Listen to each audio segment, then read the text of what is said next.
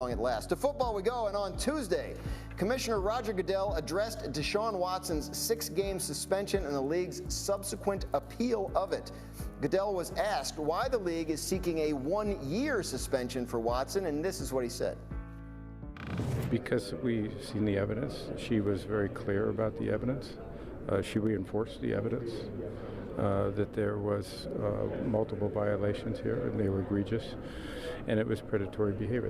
Those are things that we felt, we always felt were really important for us to address in a way that's responsible.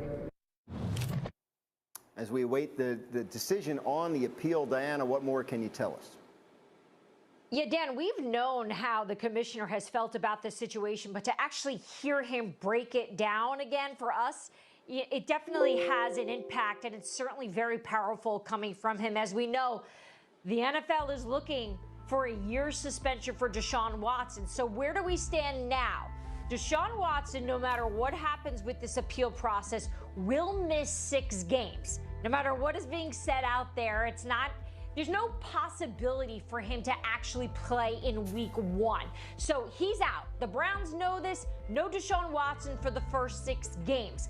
The only thing that could change here are the amount of games, meaning more games that would be added on. So if the NFL were to win this appeal, then that full game suspension could be in play here. But for now, the only thing we know is the first 6 games, Deshaun Watson will not be part of the Cleveland Browns.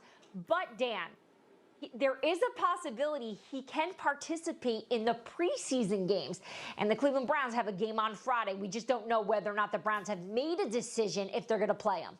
Yeah, interesting. In case people are wondering, how can he play if he's suspended? Suspended players generally can participate in training camp and preseason games. And look, I mean, look, we're doing a sports show here. Deshaun Watson's behavior, what he's guilty of, what he deserves is all a matter for other people to decide. But in terms of the football of it, you think there's value in Deshaun Watson playing in a preseason game? Absolutely, Dan. It's been 586 days since he's played in a game. We got to remember, he missed the entire 2021 season. So although it's unusual, guys, he needs work. Now, what I would do if I was Cleveland, I would make sure that the first offensive line is out there. I would protect him, try to get the ball in his hands quickly. But he needs the work. And as Diana summarized, he's going to miss a lot of this season as well. So it's a very unusual situation. Jacoby Brissett is your presumptive starter. He needs the work. But at some point, Dan, Deshaun Watson is your franchise quarterback. He needs the reps. He does, and he's learning a new offense, so they'll continue to give him those reps to the extent that they can. Our friend Dan Orlovsky was tweeting about this situation, as he is wont to do, and here's what he had to say. The Browns shouldn't sign Jimmy G. They had their version in Baker and moved on. Now, this, of course, is in reference to former Browns quarterback Baker Mayfield and current 49ers quarterback Jimmy Garoppolo, who is available in trade because the Niners are moving on to Trey Lance. Rob Ninkovich joining us for the 9 o'clock hour. Rob, let's go right to you. Do you agree with Orlovsky? I do not. I disagree with Dan. I mean, listen, you can't compare Baker and Jimmy G. You can't. They're completely 2 different players. So I understand you look at Jimmy G and he's had some injuries. Yes, he's coming back from a shoulder. But as far as a game management perspective, Jimmy G's a guy that you can go out there and you're confident that he can manage the game. And I think Baker sometimes was in over his head, and we know that he had struggles with third down accuracy. Jimmy G can throw the football on third down. He can throw an accurate football. So again, I disagree with Dan, but if the Browns want to salvage this season, there's only one quarterback available to go and get that has a high winning percentage and has been in big games, and that's Jimmy G. So I think that that's a good option for the Browns. They can go out and get Jimmy G. They can salvage the season. Diana, where do things stand on the Jimmy G front with the 49ers?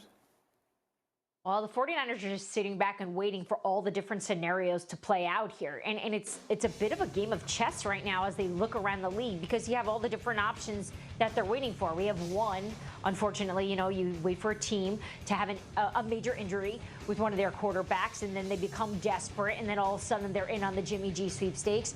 And then, of course, the Cleveland Browns have to be an option for the 49ers to just keep an eye on. Cleveland Browns head coach Kevin Stefanski was very transparent, saying we have all different scenarios played out and decisions that we're going to make based on those. So they have a plan if Deshaun Watson will be out for one season. We just don't know whether or not that's going to include Jimmy G. But we do know Jimmy G is not part of the San Francisco 49ers 2022 plans. It's Trey Lance's job. Not part of the plans, but still hanging around, which could conceivably be an awkward situation, but maybe not as awkward as what's going on in Tampa, where the Buccaneers are hosting the Dolphins for joint practices. That means Tom Brady and Tua Tagovailoa are on the same field a little more than a week after an NFL investigation revealed that the Dolphins tampered with Brady to try and get him to come to Miami, presumably to replace Tua. As I mentioned, these two teams will be on the field together this morning for joint practices, and Jeff Darlington is right there on that field as well for us this morning. Look, Jeff, I mentioned it's just over a week ago that the investigation, the results were released and the punishment for the Dolphins. So what more can you tell us about that situation? Well, Dan, I'll be sure to be out here to cut any awkwardness between Tua and Tom Brady. If I see them and it's getting weird, I'll jump out there, make sure to crack some corny joke or something. Look, here's the deal. There's really no reason for it to be awkward. It's not like Tom Brady knows very many people in the Dolphins organization. I understand just the perception, but Bruce Beal is really the guy, the minority owner with the Dolphins, who he won't be out here. He's been suspended. Steve Ross won't be out here. He's been suspended. So really the parties involved here, it just shouldn't be that weird. And by the way, I just want to add this note here. When we were back in January talking about Tom Brady, when he was considering the possibility of joining the Dolphins, it was in a limited partnership, a minority owner role. The idea of him actually being a player for the Dolphins was something that was secondary and not necessarily something that had to happen in order for him to still take that role. And in fact, I talked to the NFL about this, about an owner, a minority owner actually playing quarterback. He told me that if that were to be the case, if he wanted to play, he would have had to get approval. There would have had to be a vote by all 32 owners. So imagine that. We're talking about Robert Kraft, the Glazer family, all deciding whether Tom Brady could play for the Dolphins while owning a part of the team. It was very far from actually happening. So I guess what I'm trying to say is it's only awkward if you make it awkward, Dan. All right, fair enough. I tried and failed, but Jeff bringing reason into the process. Let's talk about the current quarterback of the Miami Dolphins. What are they looking to see from Tua at these joint practices? Look, Tua Tagovailoa, by most accounts, one of which I was speaking to last night, said he's had an excellent camp. I saw one of his practices early in camp when he looked outstanding. And, you know, he did have a couple of rusty days at the beginning, but all in all, Mike McDaniel, for one, has been incredibly thrilled with what Tua has done so far. He's got a command of the offense. One of the things that Mike wanted to see from him was just from phase one at the beginning of the offseason to now continued growth, and he's seen exactly that. I'm telling you right now, I was not necessarily sold coming into camp on Tua, but talking to more and more people, I'm actually bullish on his potential with this team. I think that he is actually doing all of the things that people wanted to see out of him. He's setting this up for a very interesting season for the Miami Dolphins. All right, good stuff there from Jeff Darlington, who, by the way, is standing in front of what we are told is the largest non-American flag currently in the country, that Buccaneers flag. Look at that thing. It's ridiculous. It's mesmerizing. Anyway, we're not talking about flags here. We're talking about football. So, Mike T., when you look at Tua, how important are these joint practices for him? They're important. He has momentum, as Jeff alluded to. They had a great offseason. He's had a good training camp. He wants to continue that momentum and stack one good day on top of the next. Show command of this new offense. You have a new head coach, new play caller, lots of new weapons highlighted by Tyreek Hill. Go out. Don't let the ball hit the ground. Get in and out of the huddle. No false starts. Play good, clean football, and keep working towards opening day. Nico, how important are these practices for Tua? I think they're vital. Listen, he's got to stay healthy, number one. I talked about that yesterday. He's got to stay healthy. He hasn't been able to stay on the field for a full season. So it's vital that he has a great camp. He has confidence. He goes into week one with a lot of confidence, so then he can carry that confidence through the regular season and stay healthy. So they got to protect him. Got to keep him upright, and he's going to have to perform well in the first quarter of the season. Diana, the joint practices are not televised as the preseason games are, but what do coaches look for in these that can help them evaluate? I know. I wish they were, because they're actually closer to live game action than a real preseason game. And let's just start with the boredom. And Ninko, you know this, the boredom of training camp.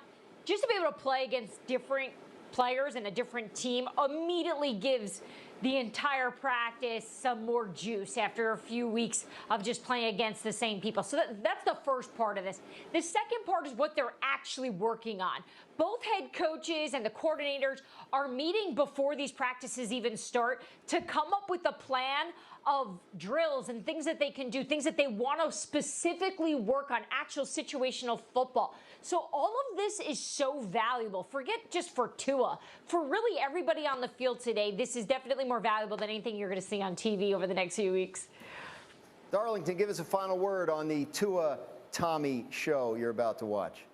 I'm actually going to move away from Tua and tell you something I heard last night from a very important Bucs source who told me that Julio Jones, the Bucs recently acquired wide receiver, looks like the 2019 version of Julio Jones out here. So if he can stay healthy, and that's a big if, enjoy that one, Dan.